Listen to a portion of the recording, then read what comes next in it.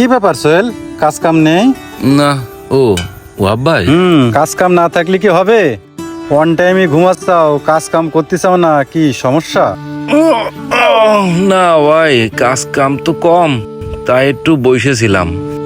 ও, কাজ কাম কম তো তাহলে তো একটু সমস্যা। ঈদ চলে গেল, সবারই কাজ কাম একটু কম। না ভাই, যা আসছে সমস্যা নেই, চলতিছে ভালোই। তা আপনি কি কোনো কাজ কাম করাবেন? না, আমি কোনো কাজ কাম করাবো না, এমনি যাচ্ছিলাম, মনে করলাম সোহেলের সাথে একটু দেখা করে যাই।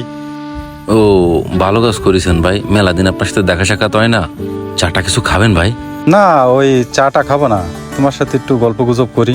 তা ভাই, বাসার সবাই কি ভালো আছে? হ্যাঁ আলহামদুলিল্লাহ ভালো, সবাই ভালো আছে। তোমার ভাবি একটু বাপের বাড়ি গেছে তো। ও, ভাবিরা বাপের বাড়ি গেছে, যাক ভালো। একটু বাপের বাড়িতে মাঝে মাঝে ঘুরে আসা ভালো। আসসালামু আলাইকুম। সবাই কেমন আছেন? ভালো আছেন তো? আলহামদুলিল্লাহ। কেমন আছেন অপু ভাই? এই যে আলহামদুলিল্লাহ। কি অবস্থা ওয়াব ভাই, ভালো আছেন? শরীর টরীর সব ঠিক আছে তো? হ্যাঁ ভাই আলহামদুলিল্লাহ ভালো আছি, আপনি কেমন আছেন? ভালো আছেন তো? আলহামদুলিল্লাহ ভালো আছি। তা আপনার বাসা থেকে কি অবস্থা?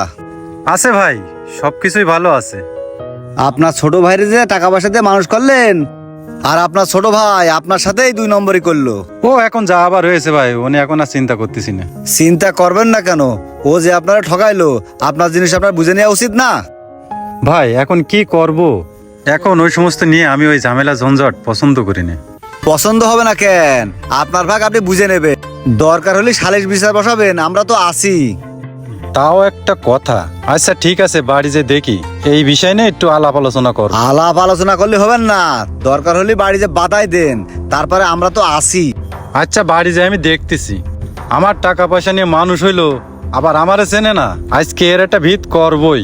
হ্যাঁ ভাই, এসব জিনিসই ছাড় দিতে হয় না, নিজের ভাগ নিজের বুঝে নিতে হয়। আচ্ছা ভাই, সুন্দর একটা পরামর্শ দিয়েছেন, আমি বাড়ি যাই দেখবো। আমি চলে গেলাম। আচ্ছা সোহেল, তুমি তাহলে বসো, আমি চলে গেলাম।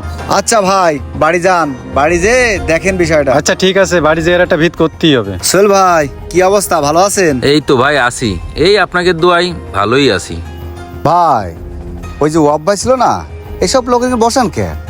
আপনি জানেন এরা হলো আস্ত বেয়াদব। কেন ভাই, ওয়াব ভাই আবার কি করলো? আরে ভাই জানেন না, ও হলো ছোট ভাইয়ের সবকিছু ফাঁকি দিয়ে নিয়েছে, ওর চরিত্র ভালো না। কি করছেন ভাই? ওহাব ভাই সম্পর্কে আপনি এরম কথা করছেন কেন? আমি তো এরম কিছু জানি না যে ওনার চরিত্র ভালো না। ভাই আপনি জানবেন কি করে? আপনি তো থাকেন সারাদিন সেলুনের ভিতরে, আপনি কি এসব খোঁজখবর রাখেন? এলাকার কোথায় কি হচ্ছে এসব খোঁজখবর তো আপনি রাখেন না, তা বুঝবেন কি করে? কি করছেন ভাই আপনি? কি হয়েছে ভাই? আরে ভাই, বাড়ি বউ থাকতি দেশের মহিলাদের সাথে ওর আড্ডা। কি করছেন ভাই? আমি তো এরম কোনোদিন কোনো কিছু শুনলাম না ভাই। শুনবেন কি করে? এইসব খবর আমার কাছে আসে। শোনেন, সব ধরনের লোকজন এই দোকানে ঢুকতে দেবেন না। না ভাই, সব ধরনের লোকই তো আমার কাছে আসে, আমার কি এরম করলে হয় ভাই? সব ধরনের লোকই তো আমার দোকানে আসতেই হয়। ভাই তুমি তো বুঝলে না আমার কথা, যখন বিপদে পড়বা তখন আমার কথা মনে পড়বে।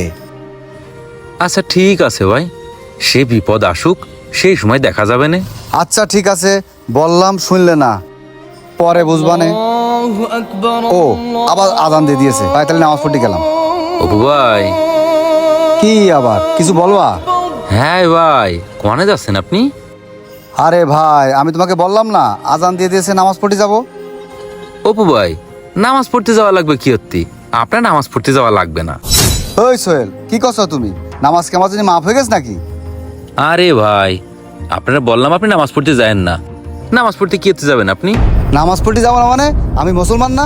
নামাজ তোমার জন্য ফরজ। ভাই, নামাজ মুসলমানের জন্য ফরজ, কিন্তু আপনার জন্য না। আপনি নামাজ না পড়তে গেলেও হবে না ভাই।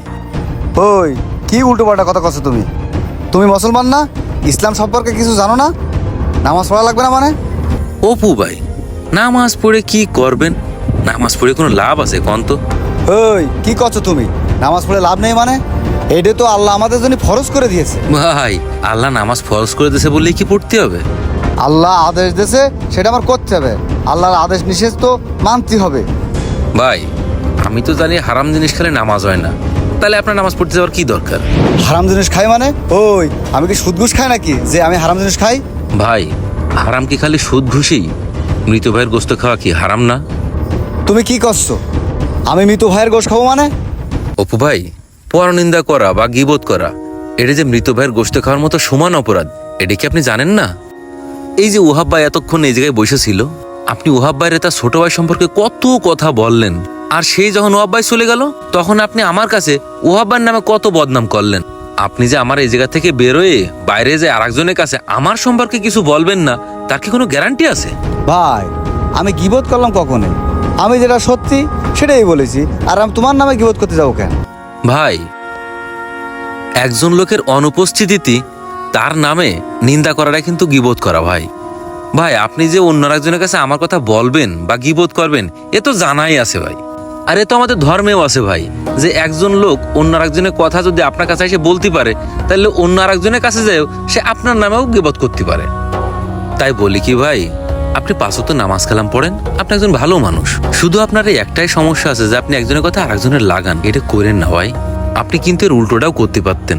আপনি ওহাব ভাইয়ের সাথে ওহাব ভাই ছোট ভাইয়ের নামে ভালো একটা কথা বলতে পারতেন, তাদের সম্পর্কটা ভালো করে দিতে পারতেন। তাতে কি হতো? ওদের সম্পর্কটা মজবুত হতো, আপনি সওয়াবের ভাগিদার হতেন। উল্টো আপনি কি করলেন? আপনি তার নামে গিয়ে বদগায়ে দিলেন। তাতে কি আপনি পাপের ভাগিদার হয়ে গেলেন না ভাই? আমি আপনারা নামাজ পড়তে নিষেধ করতেছি না। নামাজ পড়তে নিষেধ করার আমি কি এটা? আপনি ভাই ভালো মানুষ, নামাজ পড়ার পাশাপাশি আপনি এগুলো করা বাদ দেন, এই গীবত করা বাদ দেন। এই গীবত করা বন্ধ করেন, তাতে ভাই সমাজে আপনার মান সম্মান আর বৃদ্ধি পাবে ভাই। সোহেল, আসলে আমার ভুল হয়ে গেছে। এরকম ধরনের কাজ আমি আর কখনো করব না। তুমি আমার মাফ করে দিও। ভাই, আপনি আমার কাছে মাপ চান না ভাই, আপনি উপরওয়ালার কাছে মাপ চান। নামাজ পড়তে যাচ্ছেন না, নামাজ পড়তে যে আল্লাহর কাছে মাপ চান। আর এসব কাজ আর করেন না ভাই।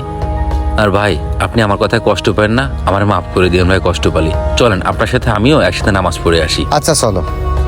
যে জিনিসটা বহু মানুষকে তাদের অজান্তে ধ্বংসের দিকে নিয়ে যাচ্ছে এবং তাদের ন্যায় কামগুলোকে বরবাদ করে দিচ্ছে, তা হলো গীবত।